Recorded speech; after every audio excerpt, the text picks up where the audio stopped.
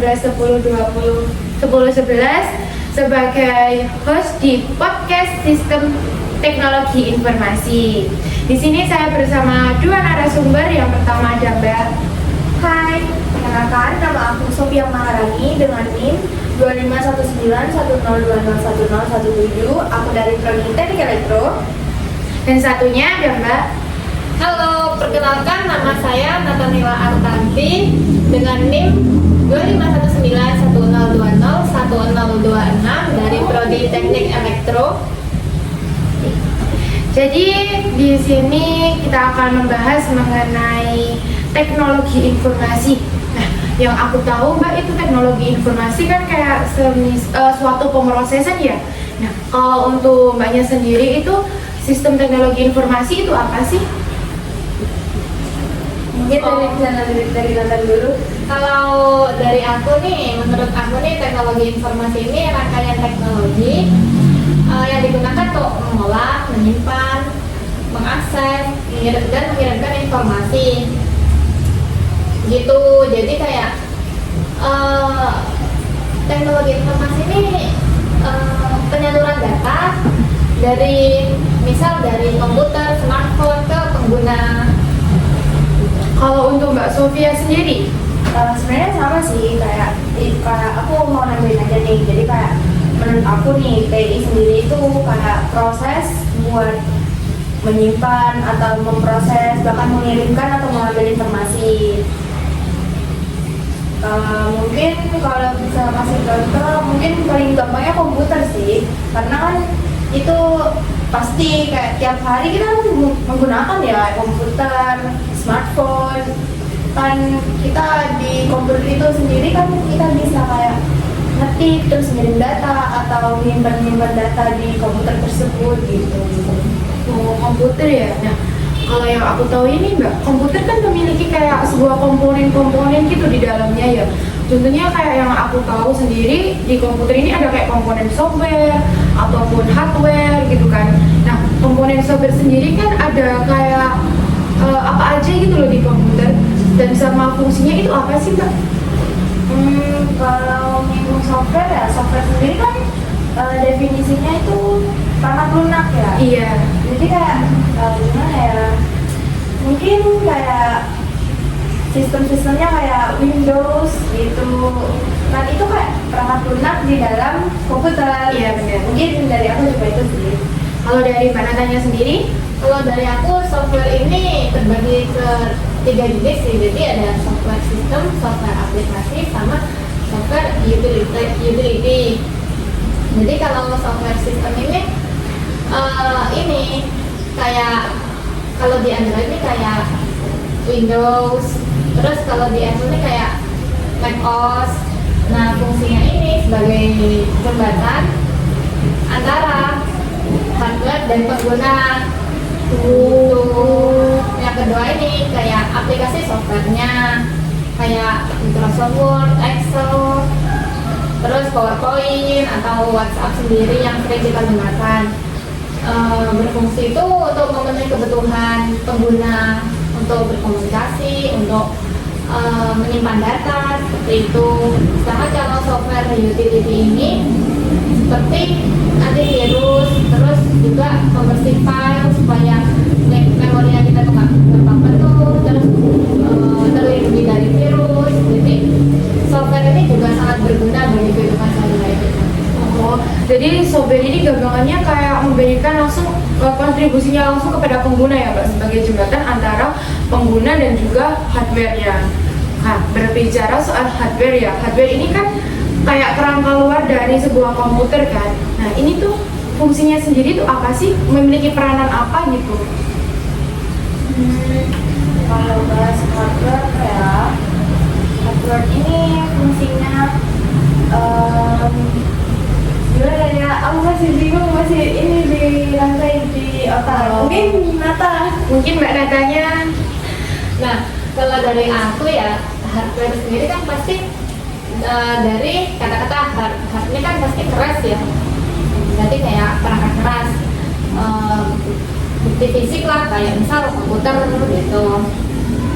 Kalau untuk perannya sendiri ini kan bisa sebagai alat pemrosesan data. Contohnya kayak kalau di komputer ini kayak CPU ini kan otak komputer. Nah itu tugasnya memproses data dan menjalankan instruksi dari si komputernya itu sendiri. Terus bisa juga sebagai penyimpanan kayak hard disk, terus HDD atau SSD.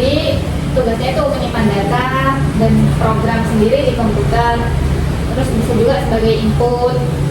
Contohnya yaitu keyboard, mouse, scanner untuk memasukkan data atau perintah dari kita.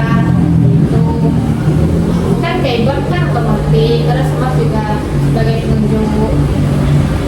Mungkin yang aku bisa tambahin ya, software sama hardware ini kayak nggak bisa salah satunya ini nggak ada, jadi pasti berkesinambungan, jadi pasti nggak bisa menjalankan kalau bisa nggak ada hardware ya nggak bisa, jadi kayak dua-duanya itu harus ada gitu. Kalau boleh tahu, kan udah dijelasin tadi CPU kan sebagai otak ya. Nah, CPU sendiri itu kayak mempunyai macam-macam atau sistematisnya sih? Kayak cara mekanisme kerjanya CPU sendiri itu bagaimana? Kalau menurut Mbak Sofia? CPU ini kalau nggak salah Central Processing Unit. Iya. Mungkin kalau dari definisi sendiri kan itu kan memproses ya. Mungkin kan di sini kita juga belajar ya. Mungkin nggak terlalu mendalami atau gimana. Kayak pasti ada salahnya juga. Jadi kayak aku bisa ngomongin CPU ini mungkin kayak prosesnya aja sih. Jadi software yang memproses buat unit-unitnya itu. Kalau begitu ini kita berpindah topik mengenai kayak kan sistem teknologi sekarang kan mengalami perkembangan yang cukup pesat, apalagi di era digital ini kan. Nah, menurut Mbaknya kayak contoh pengguna yang benar-benar menggunakan teknologi informasi dengan baik dan benar itu bagaimana, dan dampak-dampaknya bagi kayak kalangan kita tuh yang harus lebih baik, kayak contohnya itu gimana? Ini berarti ngomong dampak positif sama dampak negatif. Iya. Oh iya. Mungkin yang aku kalau dampak positifnya itu kan gimana ya? Kita kayak bisa video call itu. Nah, mungkin kayak kita kan kalau bisa dibilang LDR gitu ya, LDR atau LDR nggak harus pacar dong. Nah, keluarga bisa yang jauh apa gimana, kayak kita sendiri sebagai anak kos kan jauh nih dari orang tua. Dengan adanya video call ini termasuk software, termasuk bagian dari teknologi informasi. Nah, itu kayak positif banget sih buat kita, kayak membantu banget buat kita. Kalau negatif, mungkin gimana? Kalau jujur-jujuran sih AI sih. Iya, AI sendiri kan kayak Disalahgunakan. banyaknya penyalahgunaan. Nah, mungkin itu sih. Kalau dari Mbak Nata? Kalau dari aku dampak positifnya itu bisa dalam kayak misal di industri kita bisa mengotomatisasi suatu alat atau mesin menggunakan ini software sendiri, misalnya dalam bentuk program, jadinya kita bisa kontrol dari jauh. Nah itu juga kelebihannya software ini sendiri kan. Lalu juga dari kemudahan informasi seperti yang Mbak Sofia tadi jelaskan, bisa mengakses informasi dimanapun dan kapanpun. Lalu juga di era digital ini pasti banyak platform belanja online seperti Shopee, Tokopedia, itu kan juga memanfaatkan software. Jadi punya aplikasi tersendiri, jadi memudahkan pengguna supaya belanjanya ini nggak usah datang ke tokonya langsung. Itu juga kan berguna bagi orang lain, menguntungkan juga bagi ekspedisi, pengiriman, kurir-kurir, ini nambah lapangan kerja, Bangun perekonomian lah ya, Mbak? ya. Terus kalau ke dampak negatifnya ini, kalau dari aku ini aja sih, resiko di keamanan data. Jadi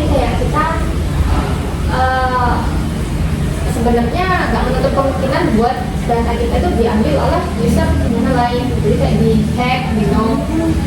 Di situ juga takutnya dari datanya kita tuh disalahgunakan sama orang itu gitu. Nah emang di Indonesia ini kasus hacker ini benar-benar kayak menyebarluaskan Mbak. Nah, kayak mungkin Mbaknya sendiri cara mengatasi dia datanya sendiri nggak dihack itu gimana ya? Itu Mbak Nata? Kalau dari aku, salah satunya bisa melakukan langkah verifikasi dua langkah. Ya itu paling mudah. Ya, Dan lagi jangan asal nyebar data pribadi sih, ya masih harus milah-milih juga. Yang terpenting jangan menyebarkan password kita, sosmed kita ke orang yang nggak dikenal.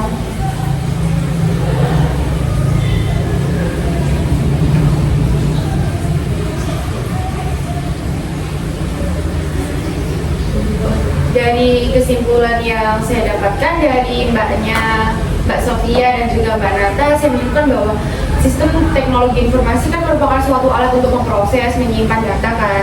Nah, dan memiliki suatu komponen yaitu komponen software dan juga hardware yang berfungsi untuk menjalankan suatu sistem teknologi tersebut.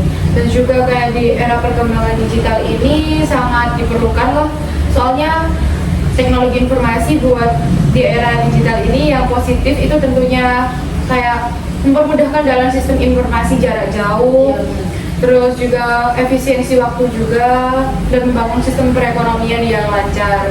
Dan untuk dampak negatifnya ya seperti bisa dikatakan kayak di Indonesia ini banyak kasus hacker itu juga, dan kayak ketergantungan terhadap AI.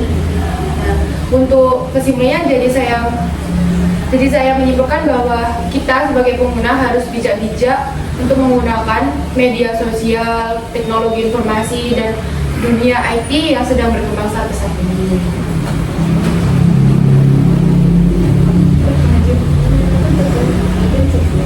Sekian dari pemaparan dari kelompok kami dan pembahasannya. Wassalamualaikum warahmatullahi wabarakatuh. Bye-bye semuanya.